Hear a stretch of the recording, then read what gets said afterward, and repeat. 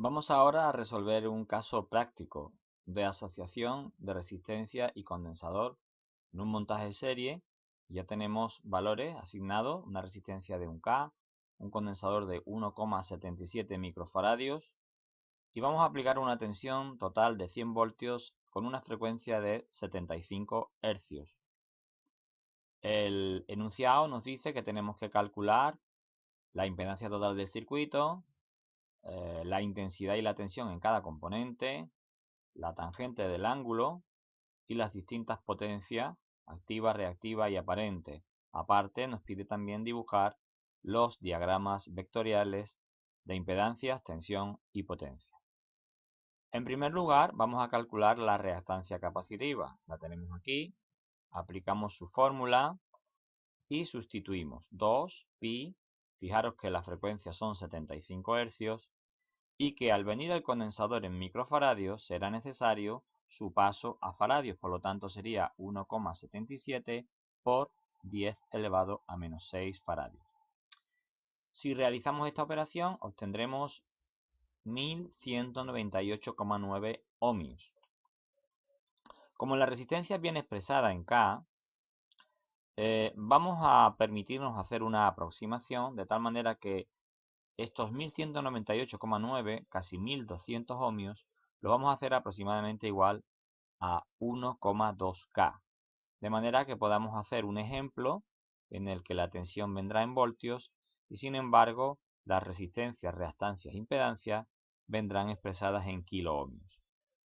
Bien, como sabemos, una vez que tenemos la resistencia eje horizontal y la reactancia capacitiva, eje vertical descendente, podremos averiguar la impedancia total a partir del teorema de Pitágoras. En este caso, la hipotenusa, z total, es esta, será la raíz cuadrada de la suma de los catetos al cuadrado, de r al cuadrado más x al cuadrado. Sustituimos y obtenemos un valor de 1,56K. Por otro lado, en este triángulo aparece el ángulo phi de desfase.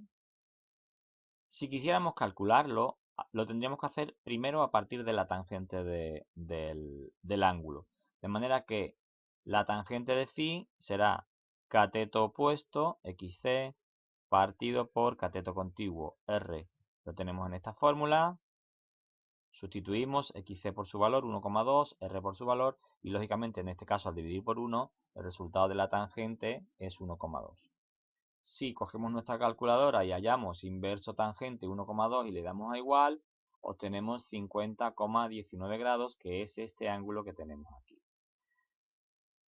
Ya hemos calculado la impedancia total que nos ha dado 1,56K, pues para hallar la intensidad total del circuito, dividiremos la tensión total, los 100 voltios, entre la impedancia total, que es el resultado de la oposición total que ofrece la asociación ante el paso de la corriente alterna.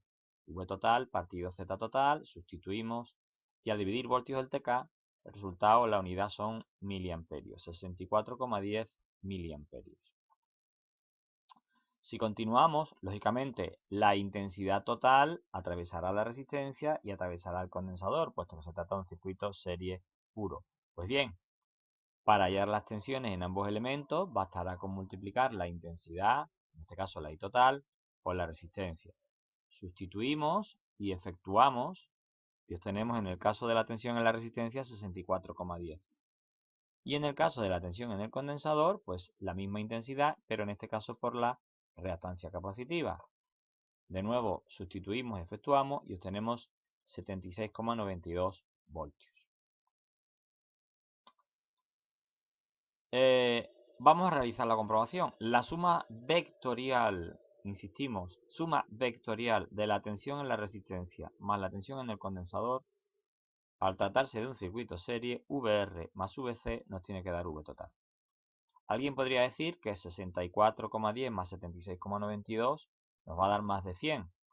Eso sería cierto si ambas magnitudes tuvieran el mismo sentido, pero no se trata de este caso, puesto que, como vemos en el triángulo de tensiones, se trata de vectores son magnitudes, son parámetros vectoriales.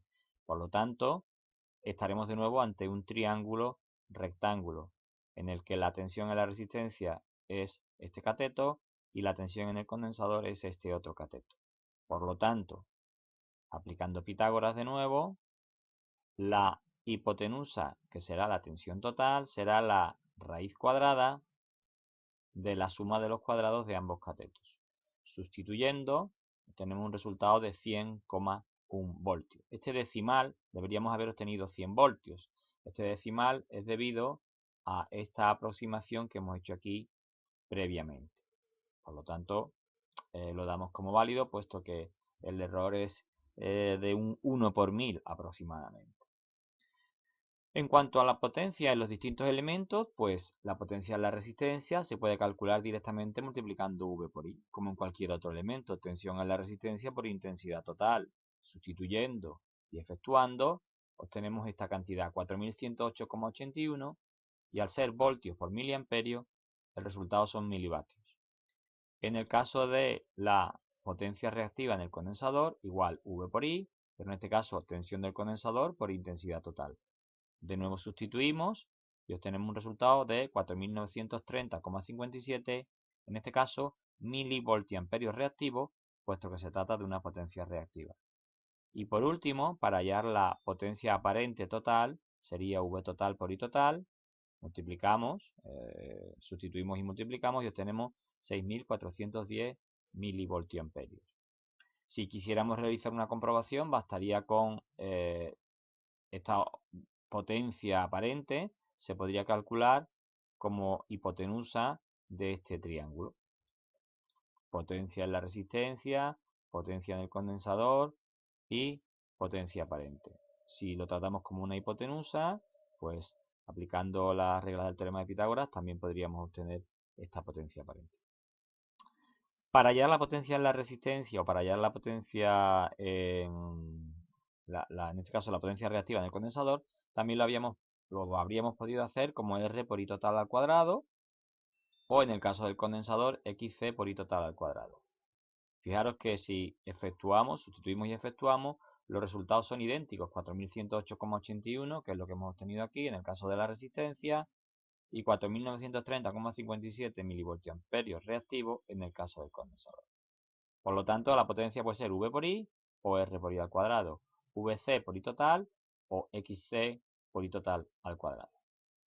Y por último, si lo tratásemos como un circuito completo, en el caso de la potencia activa total de un circuito, hemos visto en teoría que se puede calcular como V total por I total por el coseno del ángulo.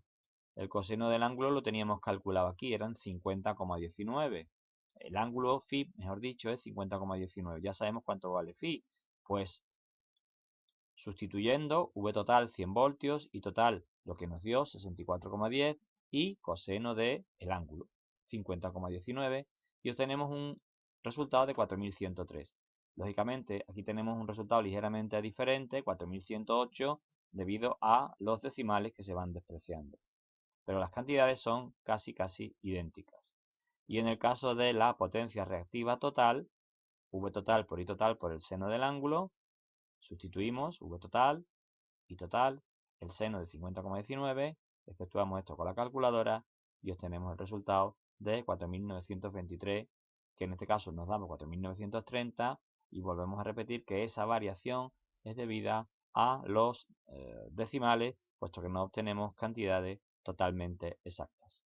Esperamos que con este sencillo vídeo hayáis podido comprender bien el funcionamiento y el cálculo de un circuito RC en asociación serie.